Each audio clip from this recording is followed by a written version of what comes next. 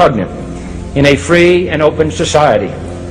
And we are, as a people, inherently and historically opposed to secret societies, to secret oaths, and to secret proceedings.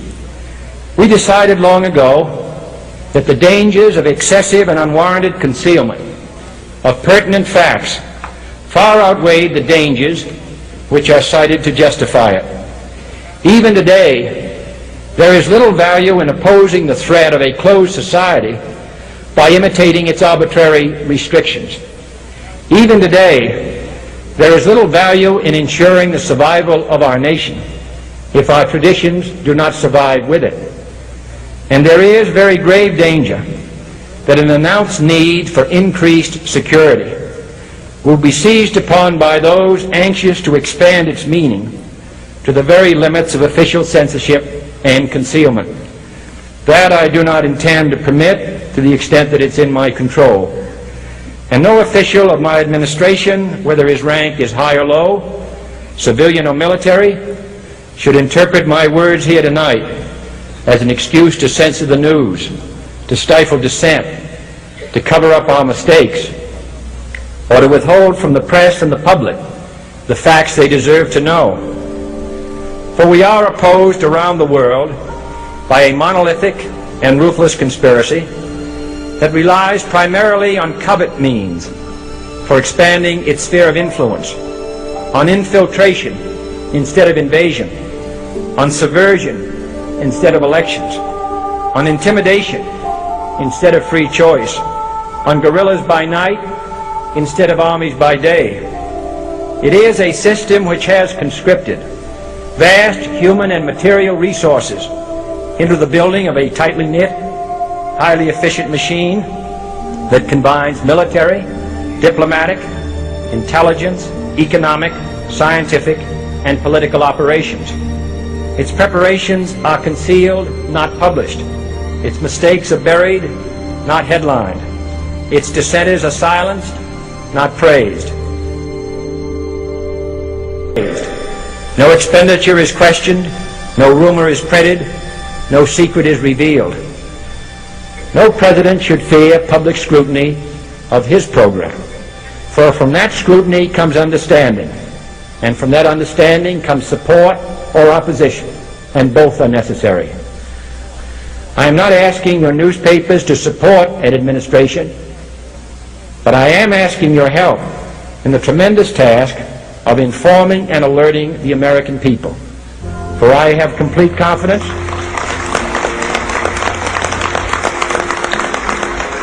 in the response and dedication of our citizens whenever they are fully informed. I not only could not stifle controversy among your readers, I welcome it. This administration intends to be candid about its errors. For as a wise man once said, an error doesn't become a mistake until you refuse to correct it. We intend to accept full responsibility for our errors, and we expect you to point them out when we miss them. Without debate, without criticism, no administration and no country can succeed, and no republic can survive. That is why the Athenian lawmaker Solon decreed it a crime for any citizen to shrink from controversy.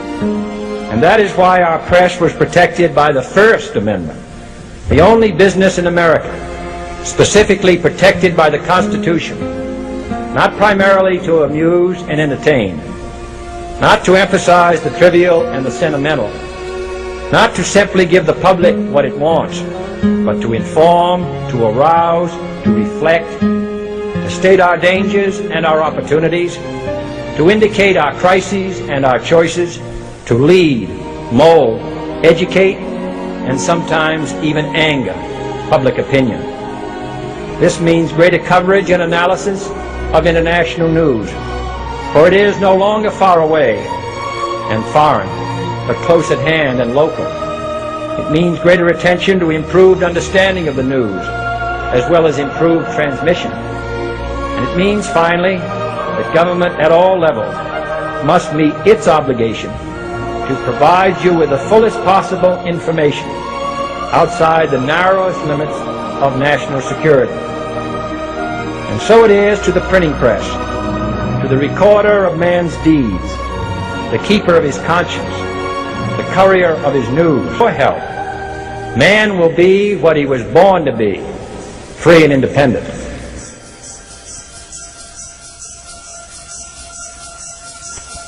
Prove there was a conspiracy involving Clay Shaw. We must first prove that there was more than one man involved in the assassination. 51 witnesses, gentlemen of the jury, thought they heard shots coming from the grassy knoll, which is to the right in front of the president. Objection, Your Honor. Sustained. In discharging your duty and bringing the first conviction in this house of cards against Clay Shaw, that's not what your country can do for you, but what you can do for your country. Show this world that this is still a government of the people, for the people, and by the people. Nothing as long as you live will ever be more important. It's up to you.